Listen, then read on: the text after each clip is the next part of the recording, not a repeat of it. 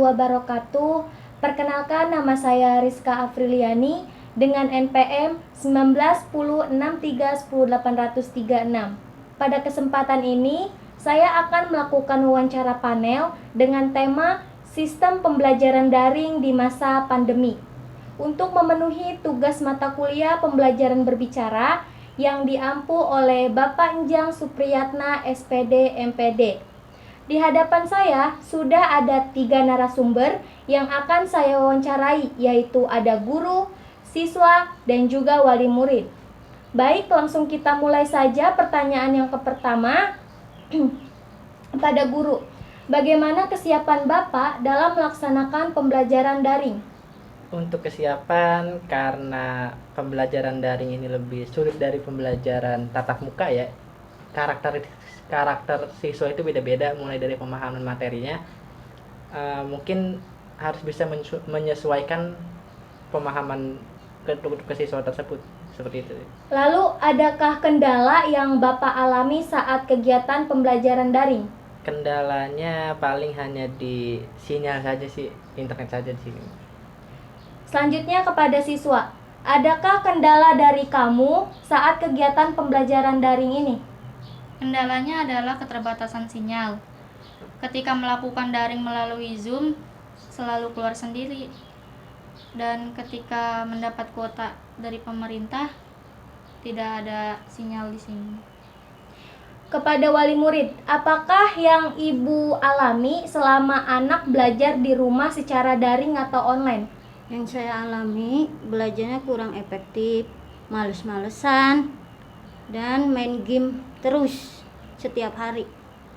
Kemudian kepada guru, metode dan media apa yang sering Bapak gunakan dalam pembelajaran daring? Untuk metode dan media, untuk metode sih seperti pembelajaran tatap muka ya. Jadi penjelasan, tanya jawab. Untuk metodenya mungkin menggunakan WA group saja sih, karena sinyal di sini kurang. Mungkin itu sih. Kemudian metode dan media apakah yang sering digunakan dalam pembelajaran daring? Untuk metode kebanyakan ya, itu guru-guru hanya mengupload video di YouTube saja atau mengirim materi saja. Untuk medianya kebanyakan pakai Google Classroom sih sebenarnya. Tapi untuk guru di sini itu mungkin kebanyakan ada yang WA group gitu. Lalu menurut siswa, menurut kamu apakah pembelajaran daring yang diberikan oleh guru itu efektif atau tidak? Menurut saya tidak efektif karena kurang dijelaskan materinya dan hanya mengirimkan tugas-tugas saja.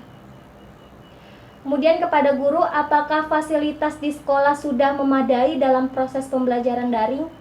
Untuk fasilitas sebenarnya belum ya, karena keterbatasan juga di sini mah. Jadi itu hanya disediakan komputer saja. Jadi bagi guru yang tidak bisa mengupload materi, dia ke guru piket untuk diuploadkan materi. Mungkin fasilitasnya hanya komputer saja. Lalu kepada siswa, apa sih harapan kamu tentang pembelajaran daring agar lebih efektif lagi?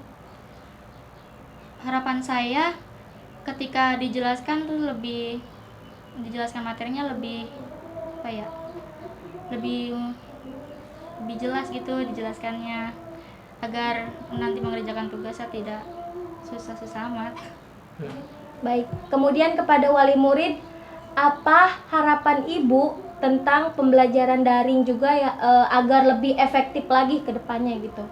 Menurut saya mah supaya ada tatap muka itu, walaupun sebulan 2 kali, gitu aja.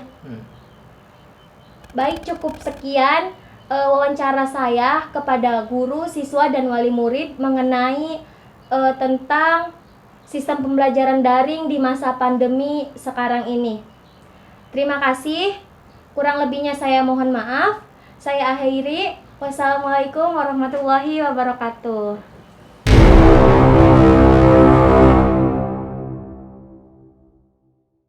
Assalamualaikum warahmatullahi wabarakatuh. Saya Nika Widya Celsia dengan NPM 1910631086 dari kelas 4A akan melaporkan pidato laporan kegiatan acara memperingati Hari Kemerdekaan Indonesia di SMA Negeri 45 Jakarta. Assalamualaikum warahmatullahi wabarakatuh. Yang terhormat, Ibu Kepala Sekolah SMA Negeri 45 Jakarta. Yang terhormat, guru-guru sekalian, serta para peserta lomba 17 Agustus. Syukur alhamdulillah, kita panjatkan kehadirat Allah Subhanahu wa Ta'ala, Tuhan Yang Maha Esa, atas keridhoannya, sehingga kita semua dapat hadir di tempat ini dalam rangka mengikuti perayaan lomba memperingati Hari Kemerdekaan Indonesia. Pada kesempatan ini, izinkanlah kami sebagai panitia pelaksana untuk melaporkan kegiatan ini sebagai berikut. Dasar pelaksanaan. Sesuai dengan program sekolah, dilaksanakan untuk memperingati Hari Kemerdekaan Indonesia. Tujuan pelaksanaan untuk memperingati kemerdekaan bangsa Indonesia, untuk meningkatkan semangat dan meningkatkan kemampuan siswa dalam meraih prestasi. Untuk menumbuhkan tali silaturahmi antar siswa di berbagai kelas. Untuk meningkatkan kemampuan siswa dalam bidang olahraga.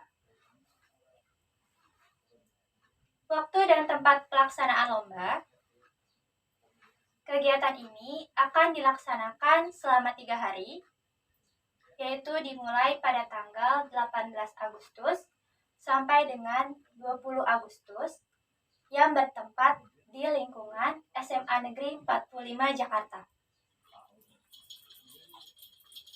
Adapun peserta dan mata lomba, seluruh peserta kegiatan lomba adalah siswa dan siswi SMA Negeri 45 Jakarta yang berjumlah kurang lebih 864 orang yang terdiri dari 24 kelas.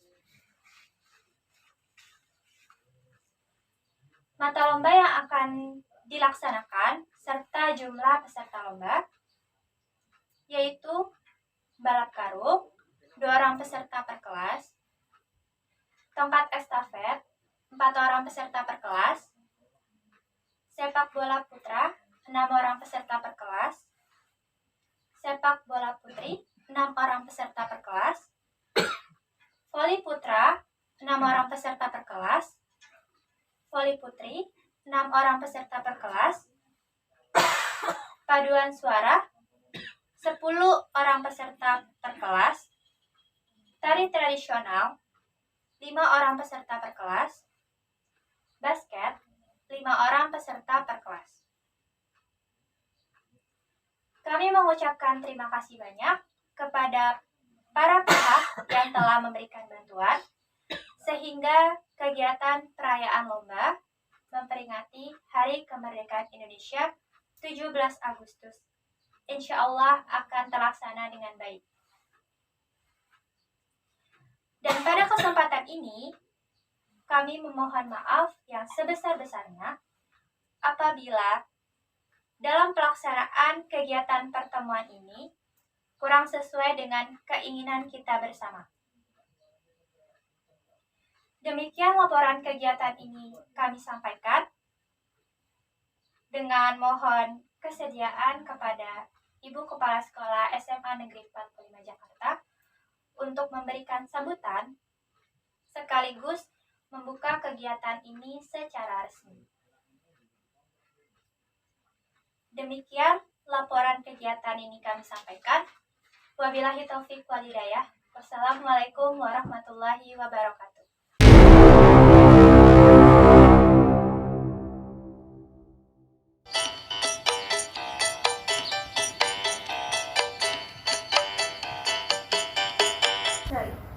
Bercerita parabel dengan tema Bandung, Bondowoso di Prambanan. Di negeri Selimbi, di Kresidenan Surakarta, Boyolali, ada seorang raja bernama Dipawinata. Dia memiliki 3 orang anak, 2 laki-laki dan 1 orang perempuan, yaitu Raden Damarmaya dan Sena, serta seorang putrinya bernama Putrawati. Ketiga orang putranya itu diusir karena selalu bertengkar mengenai perihal jodoh. Yang tua, Raden Damarmaya, pergi bertapa di Gunung Langsa. Putrawati bertapa di Pelawungan, dan sedangkan Sena tidak mau bertapa. Setelah ditinggalkan oleh anak-anaknya, raja merasa menyesal dan sedih, sehingga dia pun pergi bertapa di Pelawungan dan mengganti namanya dengan Begawan Sekatara. Anaknya Sena dipanggil pulang untuk menggantikannya. Bagawan Lokasejati bertapa di Sumur Cinaban dengan Cantri Kartasura, dan anaknya Patih Tubar, Patih Raja Gopala. Patih Tubar oleh Raja Gopala diuji kecerdasannya dengan cara menerkam mana ujung dan pangkal kayu asam yang panjangnya sehasta, dan menerkam mana yang jantan dan yang betina dari 2 ekor burung prit yang sama rupanya. Jika tidak bisa menjawab pertanyaan itu, dia akan dibunuhnya. Patih Tubar menanyakan hal itu kepada Cantri Kartasura. Cantri Kartasura memberitahu caranya bahwa ikatlah kayu asam itu di tengahnya, bagian yang berat itulah pangkalnya dan yang ringan ujungnya. Dan burung prit itu tusuklah telinganya, mana yang tembus lubangnya itulah yang betinanya. Pertanyaan Raja Gopala itu dijawab oleh Patih Tubar sebagaimana yang dikatakan Cantri Kartasura itu, dan ternyata jawabannya itu betul. Patih Tubar bertambah dekat hubungannya dengan Raja Gopala.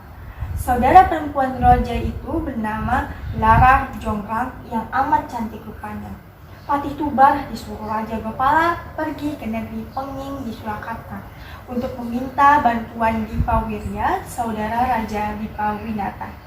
Raja Gopala hendak meminang putrinya yang bernama Rukma Rasari untuk menjadi permaisuri, dan kalau tidak diperkenankan akan diperangi negerinya itu.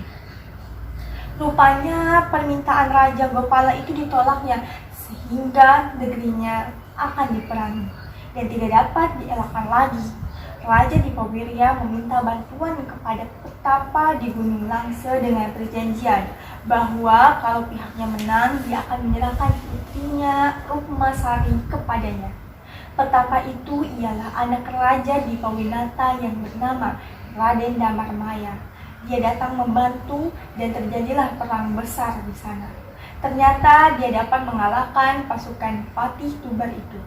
Raden Damarmaya kembali ke Penging dan menagih janji Raja Dwipirya. Hal itu dikabulkan dan dikawinkanlah dia dengan Rukmasari. Sesudah beberapa lama antaranya, Rukmasari hamil, padahal Raden Damarmaya harus pergi ke medan perang untuk melakukan pasukan melawan Raja Gopala. Ketika akan berangkat, dia berpesan kepada istrinya bahwa kalau anaknya lahir laki-laki, beri nama dia Bandung Bondowoso. Raja Dipawinata yang sudah berganti nama dengan Bagawan Sekatara menjadi petapa di Gunung Pelawungan mendapat tamu seorang perempuan yang bernama Handang Darmi Resmi, yang sebenarnya namanya itu adalah Putrawati.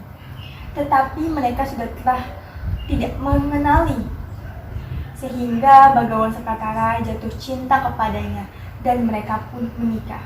Pada suatu hari ketika mencari putu istrinya itu, dia melihat bekas luka di kepalanya.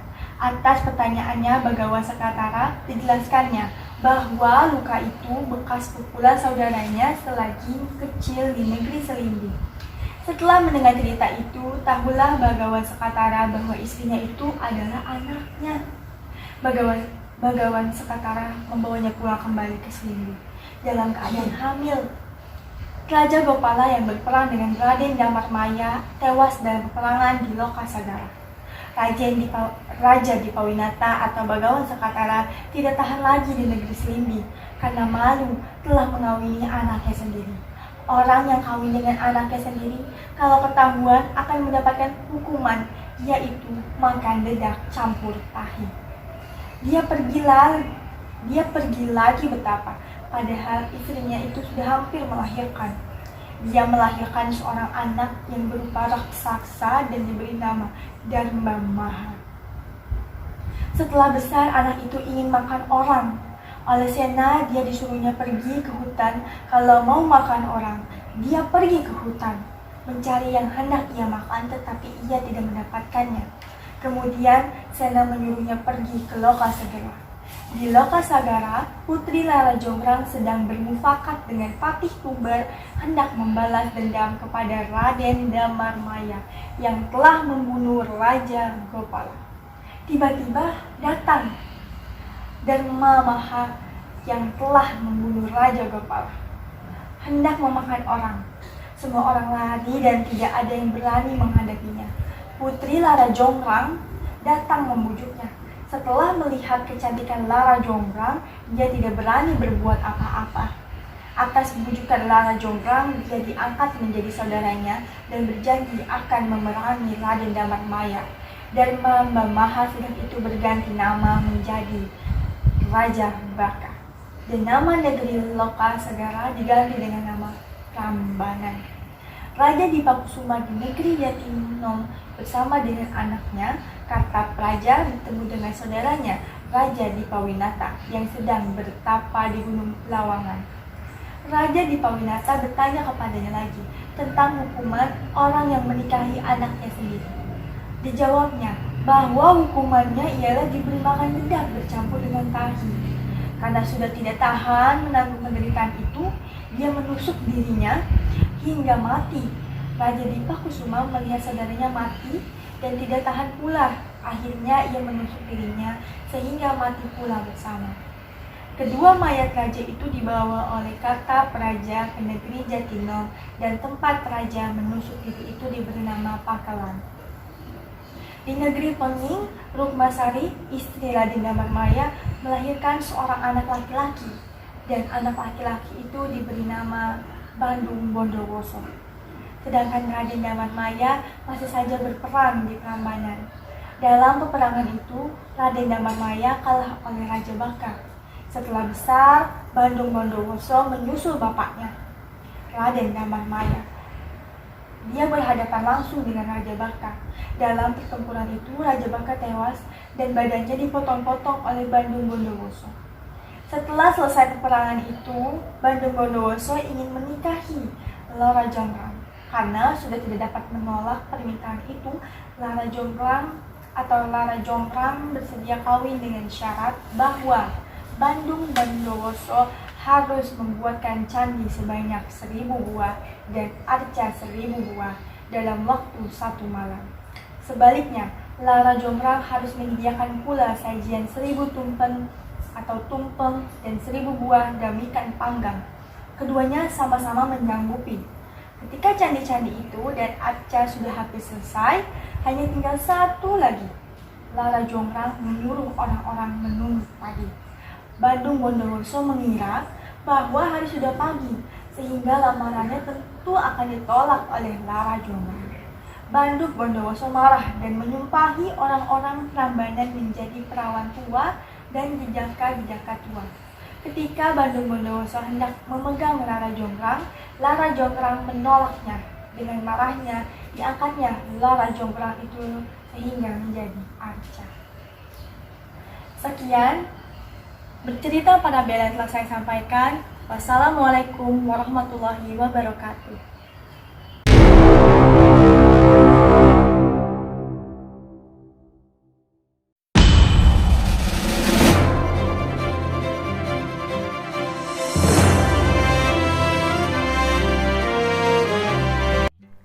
Selamat siang pemirsa, kembali bersama saya Priscila di hadapan Anda untuk memberitakan informasi terkini, teraktual, dan terpercaya dalam Kilat Info. Badan Meteorologi, Klimatologi, dan Geofisika melakukan pemodelan matematika untuk mengukur potensi gempa terkuat dan tinggi maksimum tsunami yang bisa menyapu Jawa Timur. Berdasarkan pemodelan matematis, Jawa Timur berpotensi diguncang gempa hingga kekuatan 8,9 magnitudo dan maksimum tsunami mencapai 29 meter.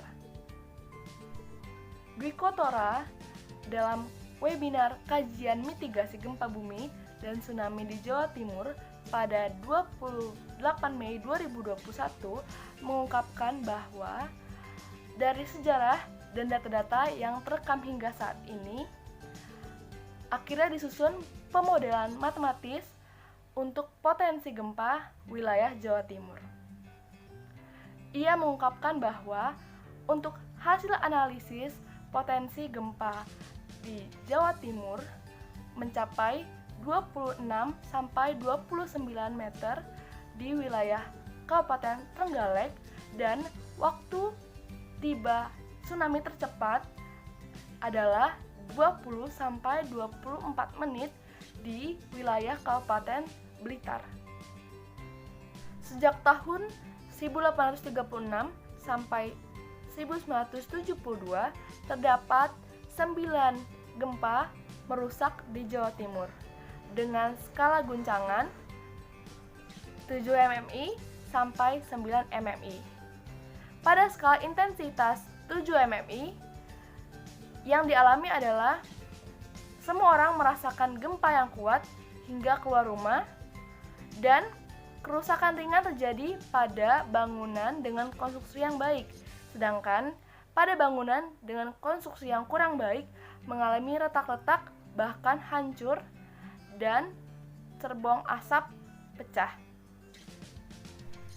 Getaran juga dialami oleh orang yang menaiki kendaraan. Sementara itu, pada skala intensitas 8 mmi, kerusakan ringan akan dialami oleh bangunan-bangunan dengan konstruksi yang kuat. Lalu terjadi keretakan pada bangunan dengan konstruksi yang kurang baik. Dinding dapat lepas dari rangka rumah, cerbong asap dan monumen-monumen dapat roboh, serta akan mengalami air menjadi keruh. Pada skala intensitas 9 mmi, bangunan dengan konstruksi yang kuat akan mengalami kerusakan. Rangka-rangka rumah menjadi tidak lurus dan banyak retak. Rumah-rumah tampak agak berpindah dari podumennya. Pipa-pipa dalam rumah pun akan terputus. Dari penjelasan yang ada, diharapkan bahwa analisis BMKG dijadikan acuan oleh pemerintah untuk melakukan pencegahan atas terjadinya potensi gempa bumi berkekuatan 8,9 magnitudo dan tsunami setinggi 29 meter di daerah Jawa Timur. Sekian informasi yang dapat saya berikan. Saya Priscilla undur diri dari hadapan Anda. Selamat beraktivitas dan sampai jumpa.